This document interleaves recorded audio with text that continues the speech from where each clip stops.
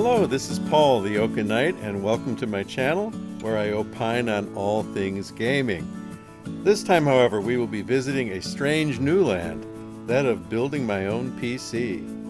What you see is my current machine that has done great service for me for almost 8 years now. It, as well as the 2 machines I had before it, were built by the technicians at the Micro Center, who I would recommend over any mass-produced machine you can order, and you'll have a lot of fun doing it too. In fact, the main reason why I'm not going back to the well for a 4th time is that COVID has pinched the PC parts market to the point where no one store can provide the parts that I want to use. But also, I've always wanted to build a machine from scratch, so I decided to give it a shot. And this time, my friends, we have a gigantic ally that was not available back in the age of stone knives and bear skins of only a few years ago.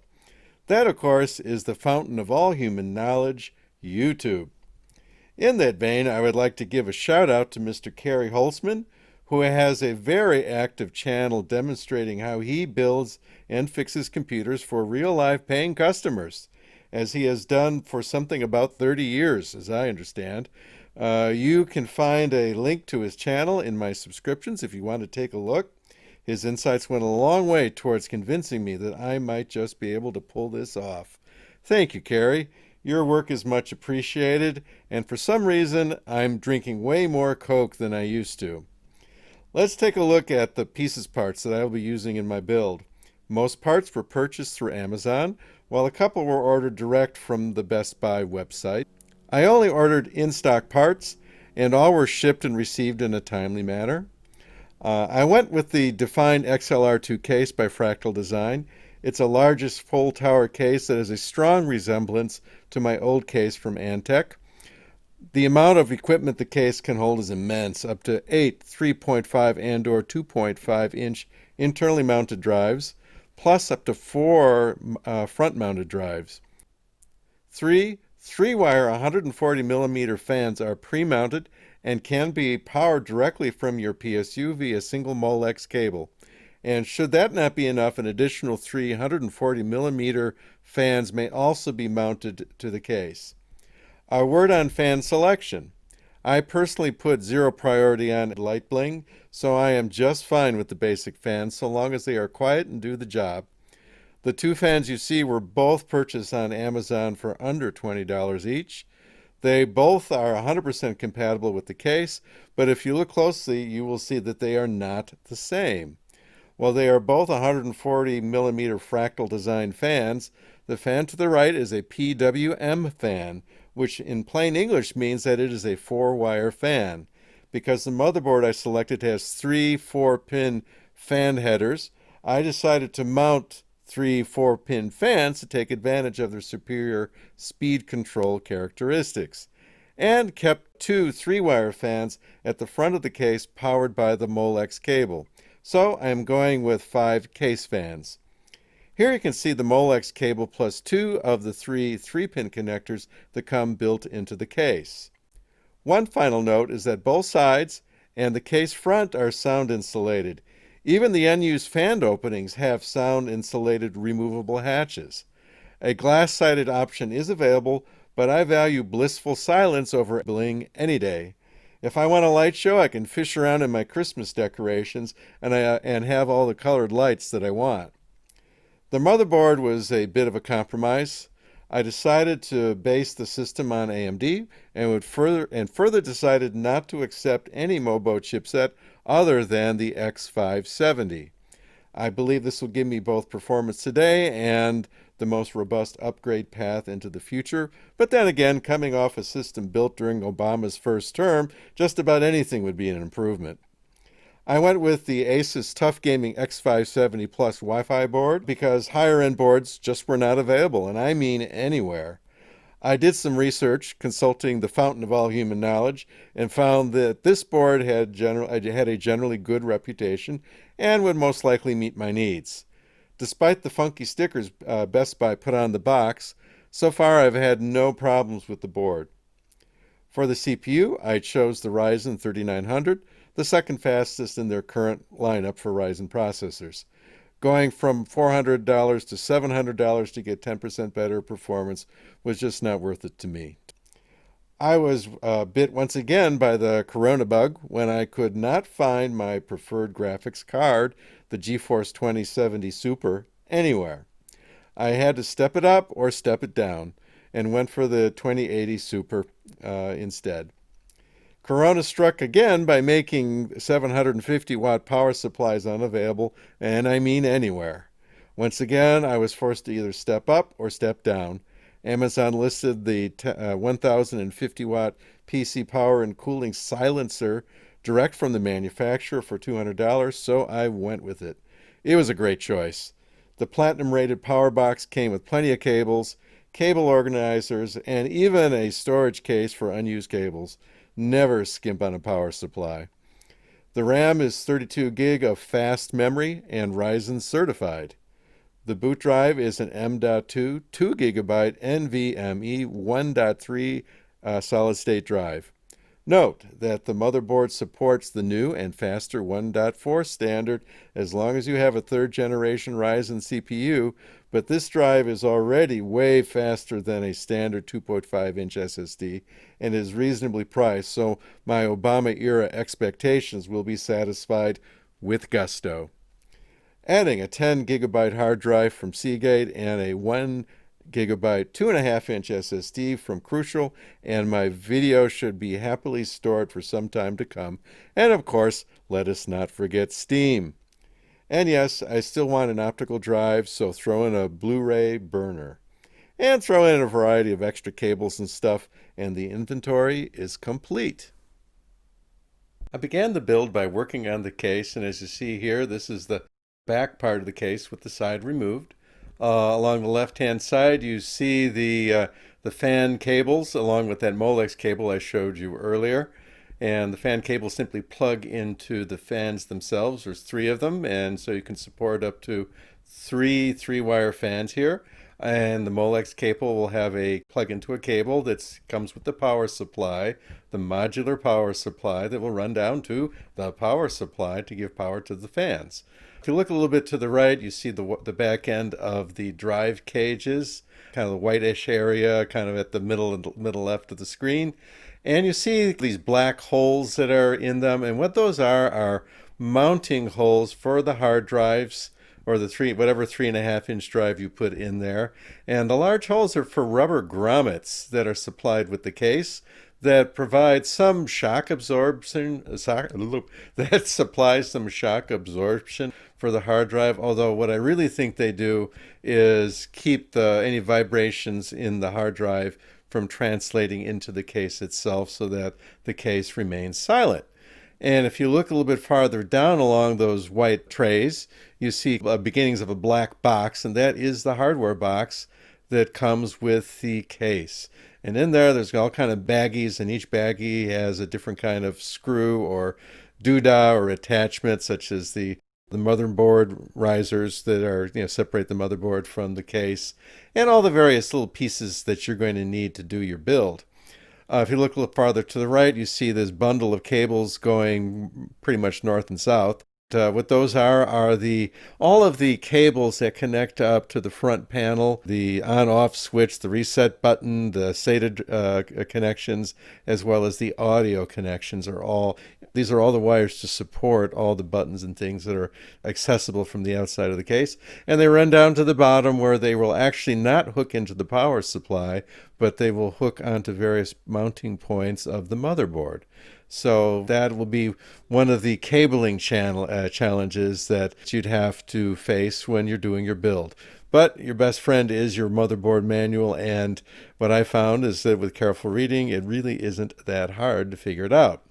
Okay, the case itself has some wire management done inside, and so the wires that come with the case are nicely bound, but they're using this kind of thing, or rather like a twist tie. And the problem with twist ties is that there's metal in the middle. So it's an opportunity for a short to occur that could fry God knows what.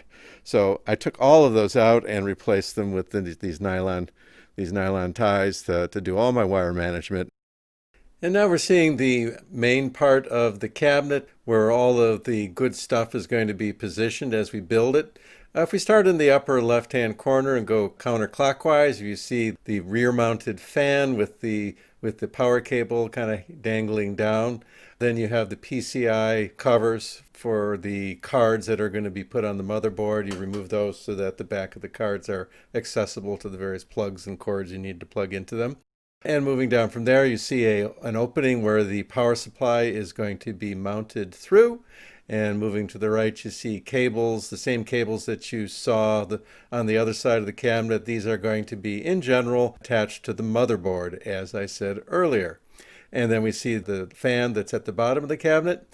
And we see the mounting points for all the various drives, those white brackets. And then you see the box that contains all the hardware. You see the beginnings of an F on a black box, and for Fractal. So all the hardware is in there, nicely sorted into various baggies, so it's all very easy to deal with. And going up to the upper right-hand corner are the 4 mounting areas for the front accessible drives of various sorts, such as my Blu-ray burner.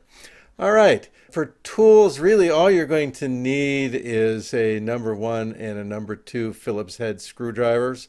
I would highly recommend that you get magnetic headed screwdrivers, and since I've got 30, 40 years of tool accumulation here, lo and behold, I had them all up on my screwdriver hanger thingy that I got to help me organize my tools. So I didn't have to buy any of them, I already had that. But a number 1 and a number 2 magnetic head. For the number 1, if you had like a jeweler's screwdriver, that would be probably a good substitute if you didn't have that. All right, so we begin our build with the power supply, and the power supply mounting is just simplicity itself. You just put it in position, hold it in your hand because it will flop down if you don't, and then you put the 4 screws in on the back side to hold it in position, and that's it. It's done. The only issue that I had is I had some trouble with the screw threading, and I solved that problem simply by running the screws through without the power supply there, just to kind of get them broken in a little bit, and I was able to get the screws in place then pretty easily after I did that. To install the Blu-ray burner, it's a simple matter of removing one of these front panels and then sliding the Blu-ray into the cabinet from the front. There are no rails to install. It's pretty much a toolless operation, except for maybe the set screws that are provided by the case hardware, where you actually prevent the burner from coming out again. It's just a couple set screws you put in the side of the device, and you are pretty much good to go. So we have completed the physical installation of the Blu-ray burner. The other drives, the hard drive and the solid-state drive, are installed using the white sleds that you saw inside of the case. It's a simple matter of using the hardware provided for the 3.5-inch drive, beginning with the rubber grommets that are going at the bottom of the tray.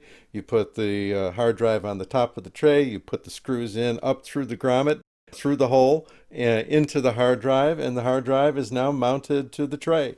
You slide the tray back in. It's a toolless operation. It goes click, and your hard drive is physically installed. There's one additional step for 2.5-inch drives. You actually have to buy an adapter, 2.5-inch to 3.5-inch drive adapter, so that the smaller drive will fit in the larger tray. These are available on Amazon for something about $5. I got mine as a Corsair branded tray adapter, and it worked fine. So once we have all of the drives installed, the solid state drive, the hard drive, the burner installed, we have the power supply installed, the case is now pretty much prepped. And the next step is to build up the motherboard. But before you start playing around with your motherboard and taking it out of its anti-static bag and all of that, allow me to introduce you to your new best friend. And that is going to be the manual that came with your motherboard. Now, guys like Carrie Holzman, they've done this for God knows how many years. They probably don't even need to look at this. But you can look at all the videos you want, and as a first-time builder like me, it came down to cracking open the manual and taking a look at what it has to say. And within that manual, and it's not a big document, and it's not an engineering document, it is something that you're going to be able to have a reasonable understanding of. These are probably the two most important pages in the entire manual. And to the left, what we have is a schematic of your motherboard with those little black bubbled things that have numbers in them. And they refer to the table on the right-hand side that tells you what that component is.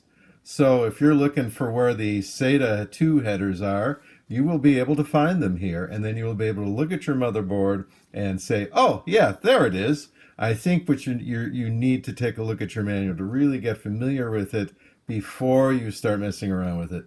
You're not going to break the manual, but you could break your motherboard. Okay, now if you look at the table on the right, it's showing the major components on the motherboard, and then over to the right it has a page number. And the page number is where you're going to turn to find even more information on that specific component. So for example, if we found the memory modules and we turn to the page indicated, you're going to see how to mount your memory modules. And more than that, you're going to see which of the 4 slots you need to use. Well, here's the page for the fans. So you're going to see where the CPU fan header is. Where if you have liquid cooling, you're going to see where the pump fan header is. You're going to see, as I mentioned earlier, there are 3 4-pin fans for just general purpose fans in the case. You see where each of them are located here, and they are scattered around the board. They're not all in one place, as you might expect. And if you look on the lower right hand side of this diagram, and you see where it says CHA underscore fan 3, that's the chassis fan 3. And it's got the 4 black dots, those are the 4 pins. And that horizontal black bar under there is simply a key for the plug that you're going to insert. You notice that it is offset.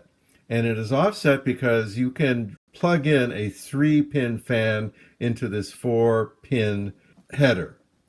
There's videos out there on YouTube telling you the differences between the two and why you might want to have one fan for the versus the other. I learned more about fans doing this build than I ever thought. I thought they were the simplest thing in the case, and they were a learning experience. Okay, and here's your case, the page of your manual that's going to show you where everything is.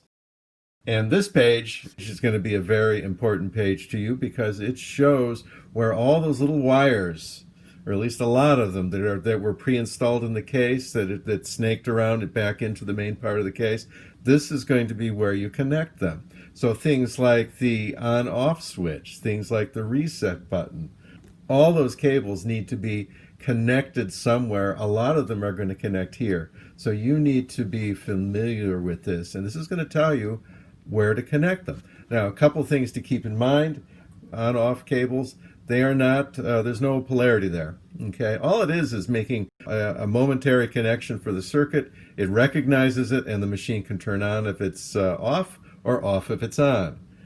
Same thing with the reset button. That is just a momentary contact when you push the button. You can actually, as I understand it, I haven't done this, you can actually take a screwdriver and complete the electrical circuit by touching the pins, and you can turn your machine on that way if you were doing a bench test with it.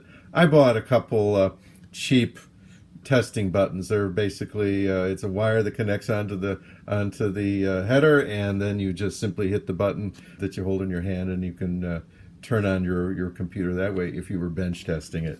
Okay, so you will need to get familiar with this diagram and read what's down below. Things like the on-off switches are not polarized. Things like LEDs are. So you will see on printed on the motherboard and printed in this chart, you're going to see an indication of polarity, plus and minus. That's also on the actual connectors that are inside the case. So you will see that. Just make sure the plus goes with the plus, the minus goes with the minus, and you got them hooked up to the right pins. Take your time, and you should be okay. Having reviewed the manual, and only after having reviewed the manual, we can take a look at the motherboard itself. I have used Asus motherboards in the past. I've generally liked them, and I've had all different kinds, but I've had the least amount of trouble with Asus, and so it's kind of my preferred brand of choice. If we look at the motherboard, you can see all the pins and connectors scattered about. I would recommend that you look at Gary Holzman's videos, actually from just this last month, from May. He has a couple of them out there, 2020, that really goes through the motherboards. He's showing you all the connectors and whatnot. So I'm not the expert he is. You don't need to hear this from me. I would say get over to his videos and take a look. But one of the things that I did that may be a little different, if you notice underneath the motherboard, there is actually a board that I mounted it to that I bought off of Amazon. It has all the risers, it has all the holes, just like a computer case would. And this did a couple things for me. I actually screwed it onto here while I was working on it, so I know it's on a firm, supported sort of backing, and I'm less worried about pushing various components into the motherboard when I know it's properly supported. You see a lot of guys just doing that on top of the box that the motherboard came in, and if it works for them, that's fine. But I was just a little bit more of a nervous Nelly, and I wanted the motherboard to have a bit more support when I was doing all that. Another thing that allowed me to do is I don't have to worry about picking the motherboard up by its edges or any other of its components. I pick it up by the support board that's behind it. I can manipulate it any way I want, and I'm putting like zero force onto the motherboard itself. The motherboard is completely safe and not even being touched.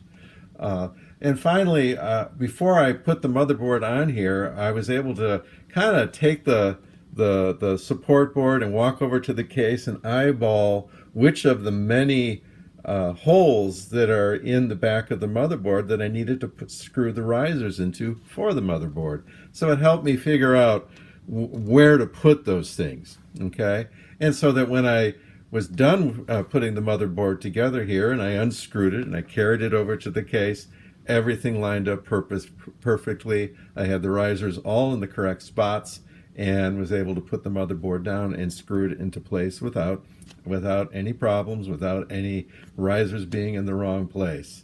Okay, so that is my tour of the motherboard. As I say, if you want the technical stuff, go see Cary. His videos will really get into that. The first thing that I did to prep the motherboard after putting it on its backer board, I dealt with the CPU. I dealt with the CPU because, well, it's not a large component. It's a flat component. It's not going to be in the way of anything while I'm working on the rest of it. So I began there. This is the AM4 socket on the motherboard. It is what, as far as I know, all current Ryzen products use. And if you look closely, I believe it's in the upper left-hand corner, you'll see that little triangle that they talk about. And that is where you're going to line up the CPU. The triangle on the CPU itself is much easier to see. It's kind of gold. So here's the CPU, and it is kind of still in its case, but you can see how it's going to be easy to get it out of there. You can see the indentations left and right where you put your fumbly fingers to fish this thing out of there. And having done that, I found that putting it in the socket was not that big a deal. I know it's stressful. You got like 1,000 little pins, and if you do anything to them, well, your CPU is done and you're buying a new one. What I found is when I was easily able to pick it up by its sides. Make sure you lift the bar that's on the right-hand side in this picture so that it will drop into place. All I did is lined up the triangles, basically lined up the corners where they're supposed to be. I gently let it drop into place. It didn't quite fall into place immediately. I gave it just a little bit of a nudge, and it went clunk. And you could really see the processor literally fall into place when all the pins lined up. It just went clunk. I tapped it once or twice lightly just to make sure, and then I put the bar back down into position to lock it into place. Now, when you talk about Intel processors, the current ones, you see guys working with them on the motherboards. The comments are that you have to put a fair amount of force on those to get the bar to go down. And there's some kind of cover that has to pop up that you have to make sure you would keep, because if you have to send the motherboard back, that has to go back with it. You don't have any of those complications with a Ryzen processor. I found the bar went down much easier than I thought it would. It was really Not much at all. It was very simple. And once the CPU is in place, you're good to go as far as that goes. The next component I added to the motherboard was the main memory for the system, and you see here I have two modules. So both are 16 gigs, so I'm putting in a total of 32 gig of, I believe it's 3666 speed memory, and it's Ryzen certified. So I'm not sure what that does for me, but it can't be a bad thing in a Ryzen system. Now, if you notice, there's a little slot. You look down where all the pins are. The gold part right down at the bottom, there's a little slot sort of in the middle, but it's not really in the middle. It is offset a little bit. So all you need to do the install is to make sure you get that slot lined up with the appropriate doohickey in the socket that's going to basically force you to put it in the correct way. That you can't put these in backwards. You'd have to put some kind of large amount of force, enough to probably break the components if you tried. So you're not going to put this in the wrong way. Just use your brain, look at the slot, look at where the thing is on the inside of the socket, and it'll go in the right way. But when you're putting in two modules and you got four sockets to choose from, the question is, what are you going to do? Which sockets do you use?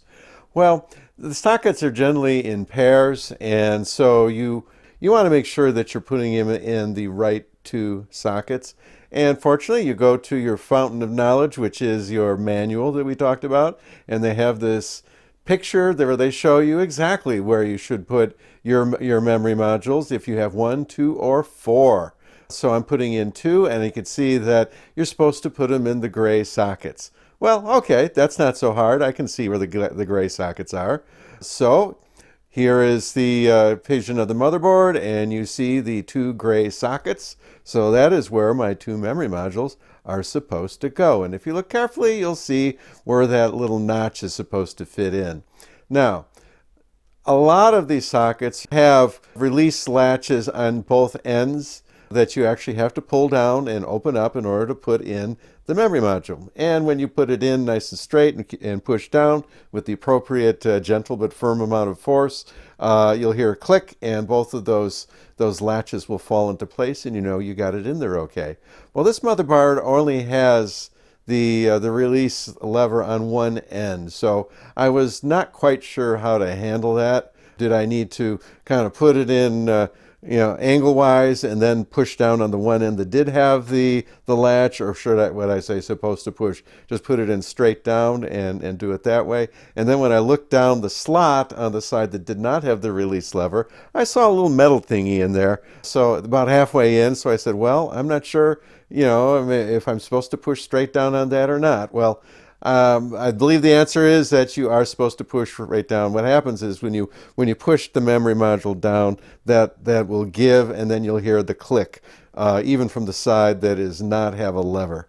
So you pull back the one side that does have the release latch, you line things straight up and down, and then you gently but firmly push until you hear the click and both ends are in. And then I would get my eyeball at motherboard level and just take a quick look-see to make sure that everything looks like it's evenly seated.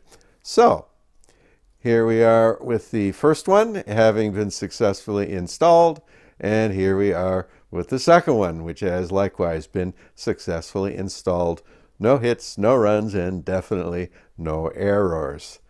Then here's a view of the motherboard, and you actually do see I put in the M.2 drive. That is that right in the middle of the board. You see that, and that went in so easy. It's hardly worth mentioning. It's just like I've seen in other videos. It's got a little slot in it, just like the main memory does, but it's so clear which side is up. You don't even have to think about it. You put it in at about a 30-degree angle. It just fits in with very little effort. Then you push it down to board level, you put in the one screw, and you're done. And man, think about installing hard drives back in the day with ribbon cables and stuff. Believe me, this is nothing. So don't stress out about your M.2 drives. This particular board can do 2 of them. If you look to the left, along the left edge of the board, you see this black thing with kind of the black stripes, the lighter black with the darker black stripes. That's actually heatsink. That will unscrew with 2 screws. Then you can install the second M.2 drive under there, and you put the heatsink back on, and you're good to go. All right, so that is taking us up to the last component that we need to deal with, which is the cooler for the CPU. So now we're heading down the home stretch as far as getting the motherboard put together.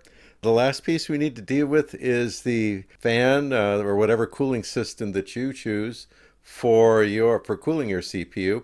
Now for me, I just went with the stock cooler. AMD packages a rather nice cooler in with their processors. And in this case, it's got the color light show going for it if you want to plug that in. And my feeling is that AMD wouldn't be putting this in the with the processor if it wasn't good enough to do the job. Because if it wasn't good enough to do the job, they would be having no end of headaches from their customers, and processors having trouble and return requests and all of that. And they don't want that. So I am guessing that this cooler is just fine. And doing a little YouTube research, I think that so long as you're not doing overclocking and things of that nature, as long as your case has reasonable ventilation, I think there's a lot of truth to that this cooler is going to be just fine. First thing you do is position the cooler over the CPU, and I oriented that the AMD logo was towards the I/O ports because I knew that would be making it kind of right side up when it was inside of the case. So if it's going to be lit up, I want to at least have it look as good as I can make it.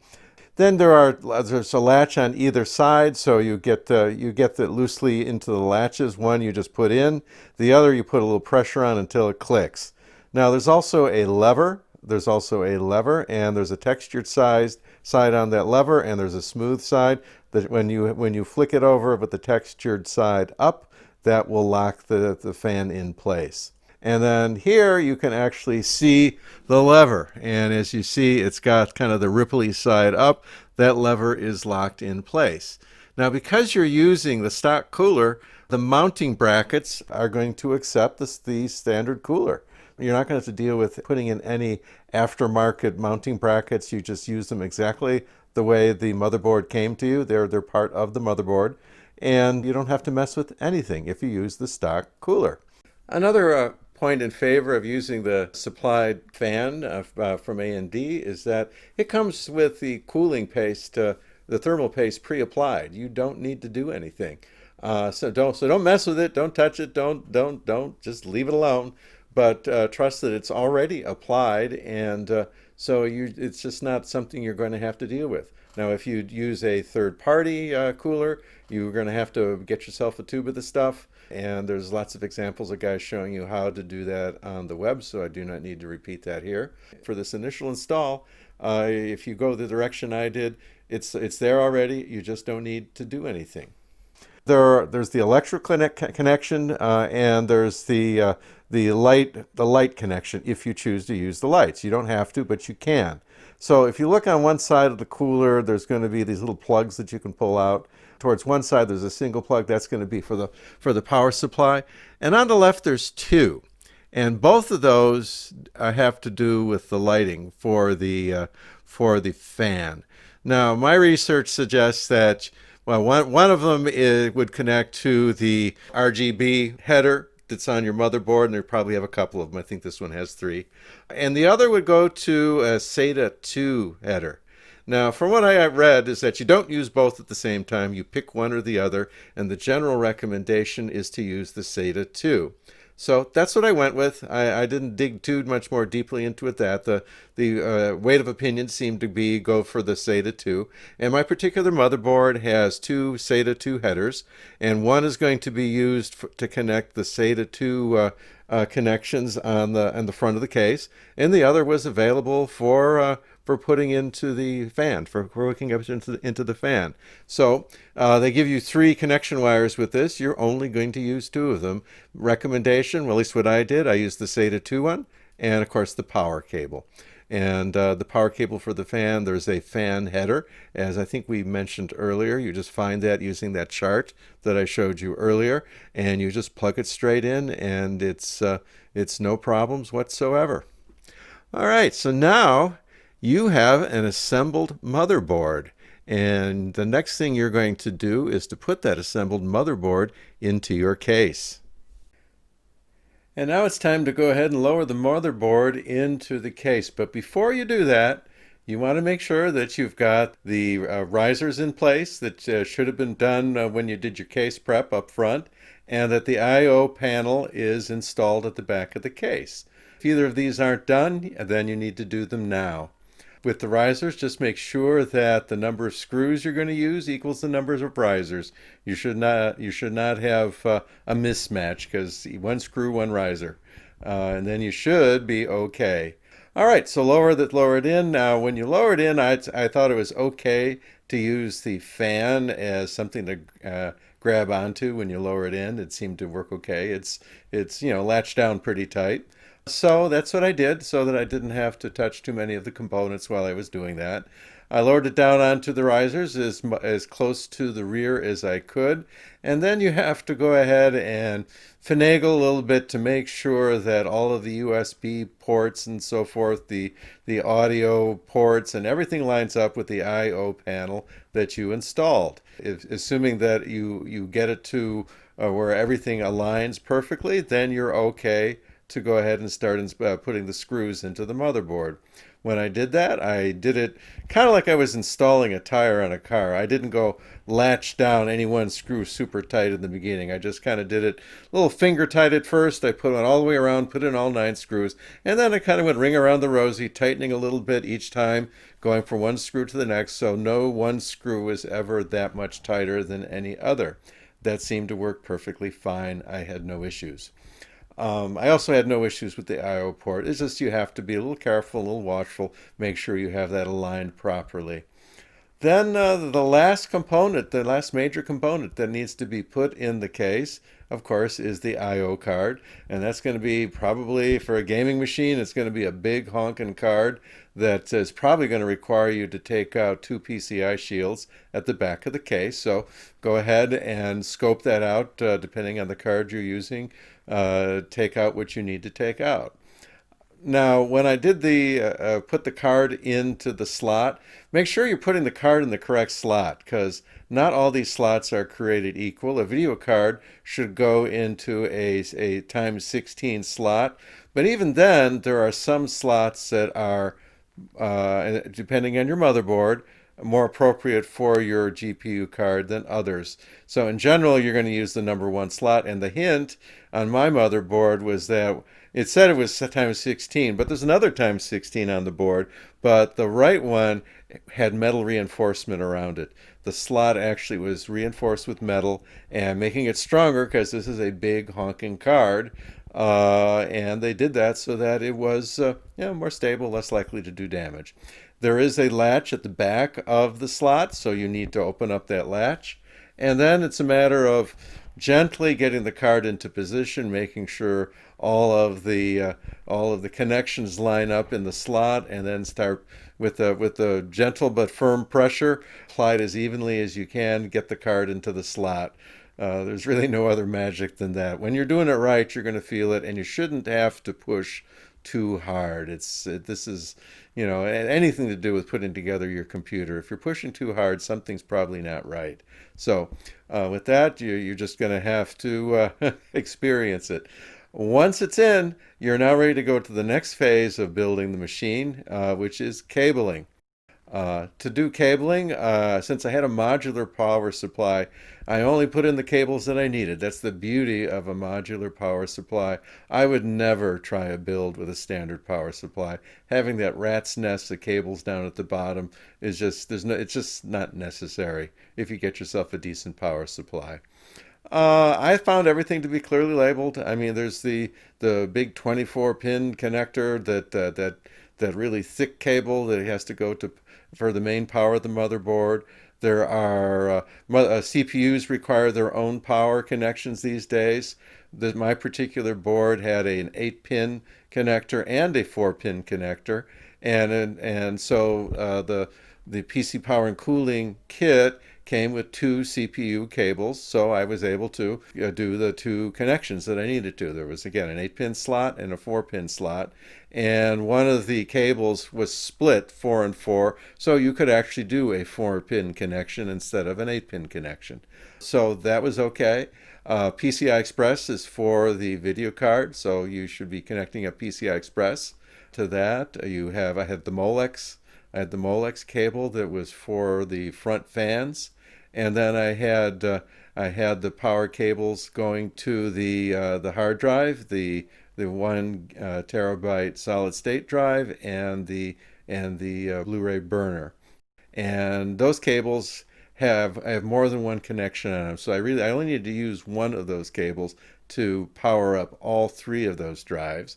And then, yes, this time I'm going to say it appropriately, the SATA connections for the hard drives. My particular motherboard has 8 connections in 2 banks of 4, and I had only 3 things to connect into it.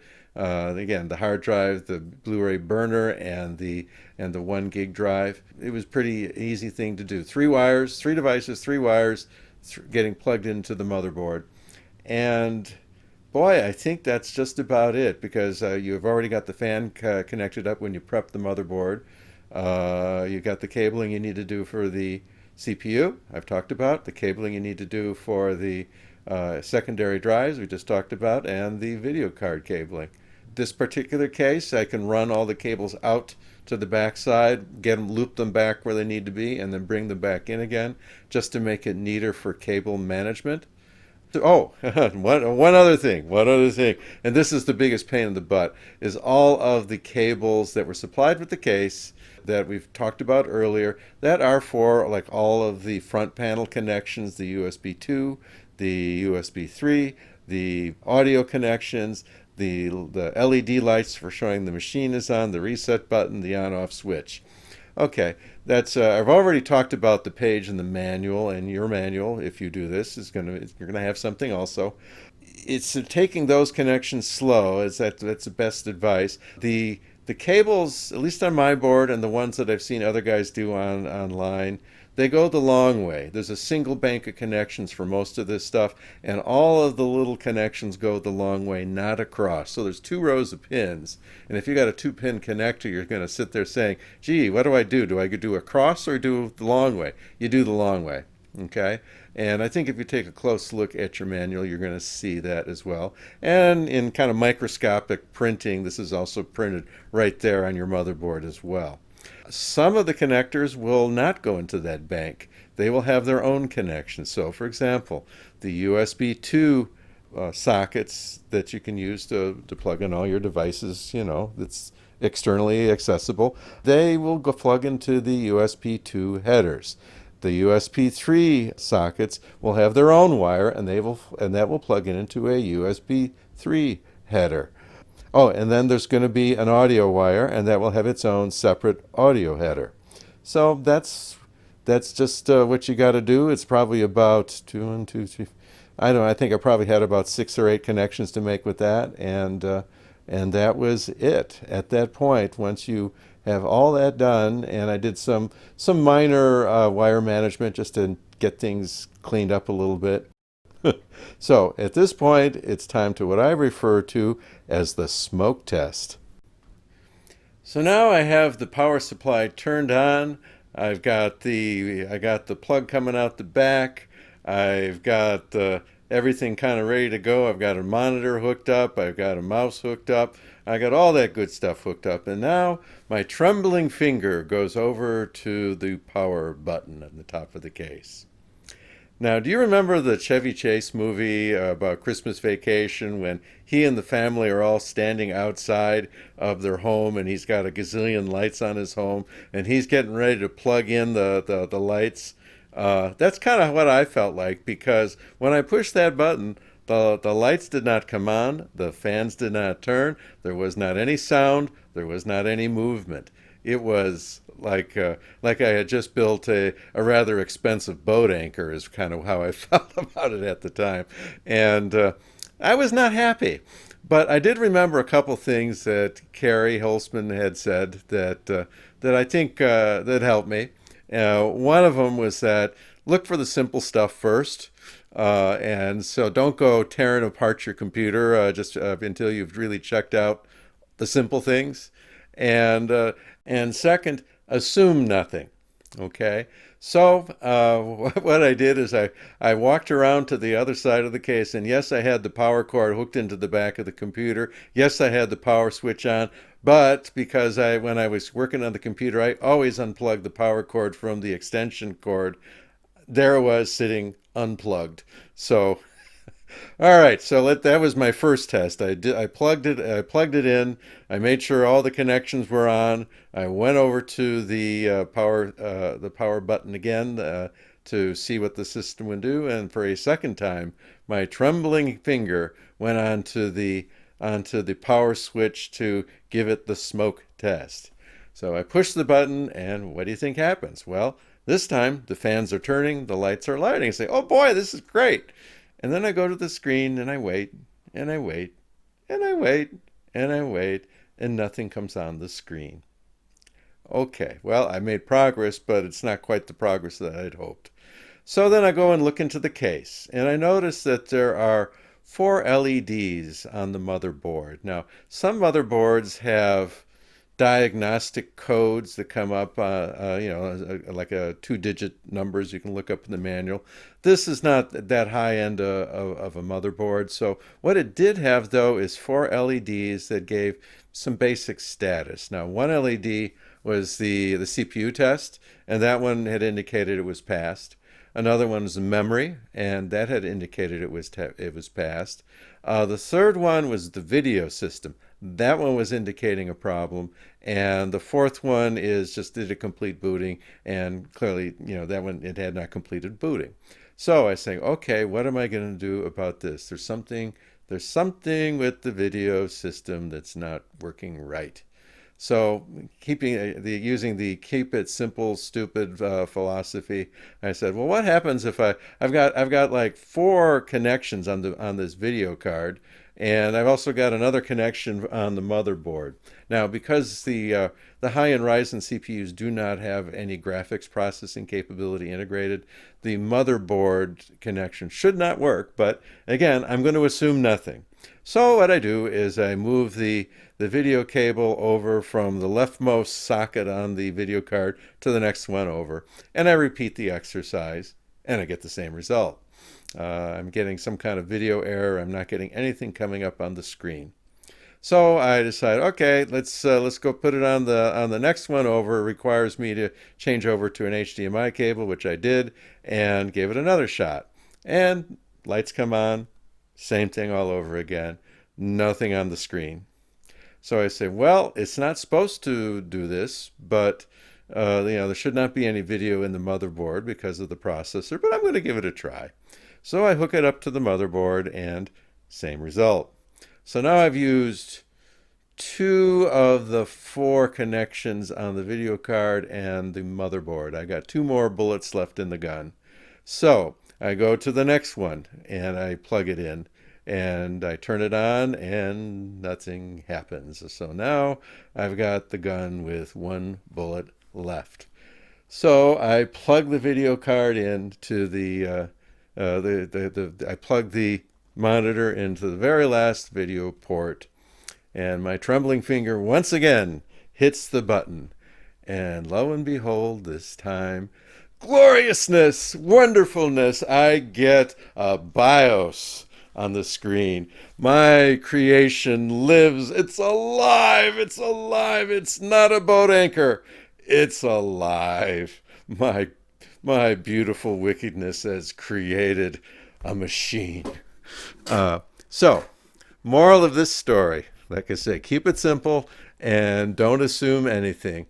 It was the simplest thing. It was the simplest thing. So here's what my feeling about what happened is that remember you're dealing with a computer that has no operating system yet. All it has is this low level BIOS software that's integrated into the motherboard. You're not putting video through the motherboard because the CPU has no graphics capability. Intels tend to have it, not all, but they tend to have it, and you can get it in the lower end Radeon processors as well, but not the good stuff. Okay, so you're not going to get the video through the motherboard. But so The motherboard itself, I think, is smart enough to know that you don't have a processor with video capability and you do have a graphics processor plugged in. So it is going to try to use the GPU, but because there's no operating system, there's no real video driver for the card yet, it only has access to one port. Now, I don't know if that's the way it seemed to work. It's a good guess, but just thinking about it from a computer science point of view, and guess what? I do have a couple degrees in that. Uh, that made sense to me. So if you are building a machine and you are having this kind of blank screen problem, everything's turning on, but you're not getting any video, it's probably you haven't found the magic port yet. It's not probably not going to light up all the video ports in your card. It will probably do only one, and that's what it did with me. And as soon as I found the right port, I got a BIOS. I got a BIOS screen. All right. So at this point, I knew I had a living system. I think I played around with the fan speeds for about an hour afterwards to relax. After all this, I think I popped open a Jack Daniels and went ahead and played with my fans for a while. And then I just said, well, enough fun for one day and time to turn it off. And the next day would be software day. So I had a machine that would do a post test, power on self test. It completed, brought it up to the BIOS. Not bad for a day's work for a first timer. And here we are at the beginning of the second day of my build process, where I'm going to focus on getting Windows up and running and possibly doing some testing to get an idea of the health of the system. So first thing I did is simply made sure that things were as they were the night before. So I booted the system, and yes, it went right into the BIOS as you would expect it to do. Everything was perfectly fine. So the process I followed to install Windows, what I did not do is go to Best Buy or someplace and get a Windows installation media. What I did do is I went to Microsoft to do that. You can go ahead and just Google Windows 10 Media Installation Tool, and it will take you to a website, or at least show you a website, Microsoft.com. It's inside of Microsoft.com, where you can go ahead and create a bootable installation device that will install Windows 10 on your system. So what you're going to need is a USB device. I had just a USB 2.0 device with 16 gig storage space. It doesn't take a lot of space to install Windows. And went through the procedures that Carrie Holzman and others have put videos out there showing you exactly how to do this. And I followed Carrie's step-by-step tutorial on what to do, and it absolutely worked. When I was through with the procedure, it had created a bootable image on the USB device, and what you see in the photo is me putting in the USB device into the front of the new computer and turning it on and letting the installation device begin to do its magic. And so the first screen you're going to see is basically what language you want to use. So, no big deal. Pick your favorite language. I assume it's English. It certainly is for me. You're going to go through a series of other screens that are going to lead you through the process. Again, I don't think I need to do that here. Other folks have done it in much more detail, probably better than I could do. So, because all I did is follow along with what they were saying to do, and I'm just telling you, it worked, and it really wasn't all that hard. So eventually you get to a screen where it just basically has a nice happy install now button in the middle of the screen. And once you do that, you're going to go ahead and be led through the installation process and most likely end up with your first screen of Windows 10 up on your brand new computer. And this was a very nice thing to see. I had no problems installing Windows, getting this thing to run. It was absolutely just fine. Once Windows was up and running, first I wanted to just kind of take a look at the hardware a little bit and see if everything was running as I had hoped. So there's a couple tools you can run. I had downloaded one called Speccy, so you could search on that as one possibility, or HW Monitor, that would be another one, to go ahead and just get an idea of what's going inside the box. Could also do things like download a benchmark tool. I did the Heaven benchmark just to have something that would put some stress on the system. And the hardware tools will kind of give you an idea of temperatures I was interested in. I wanted to make sure that the temperatures inside of the box were acceptable, and They were very acceptable. Everything except the CPU when the machine is at idle is mid to low 30s. And then the CPU seems to want to idle at about 44, 45 degrees Celsius. And I think that's pretty much okay because that's what the fan is stepped down. And I set it not to start stepping up until it gets over 50 to keep the machine quiet when there's really not much going on. I found when the machine is under load, its CPU may get in the low 70s Celsius. But that really seems to be about it. I would say probably about 72 Celsius. That's about as hot as I've seen it run, which I believe is perfectly acceptable for when the machine is under load. And the video card is about the same. So when it's loaded up running this Heaven benchmark, it really tops out at about 72. By contrast, the prior system, and of course with a much older video card, it seems to want to get into the 80s, 82, 84 degrees Celsius on the video card when I'm running the same benchmark. I'm thinking that's part of the instability problems I was starting to see. I think frankly, just the video card is getting old and maybe the fan isn't working the way it should. So that's kind of what was triggering this whole process is the old machine was just turning off when it wanted to. And so rather than mess around with that, of course, I went to doing a new build, and so far I've been extremely, extremely happy with what I'm seeing here. The next steps in the installation process is nothing that you probably haven't done before yourselves, even with a store-bought machine.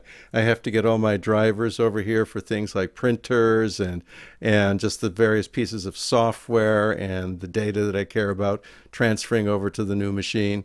Installing Steam, getting my toys set up the way I want them to be. All that kind of thing that I'd do even if I had bought the machine over at Best Buy.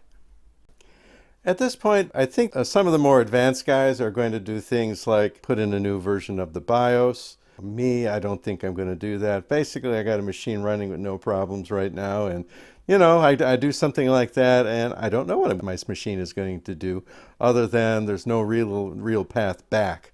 There's only a path going forward, and unless and until I have a problem, I think I'm going to stand pat with what I have running for a BIOS.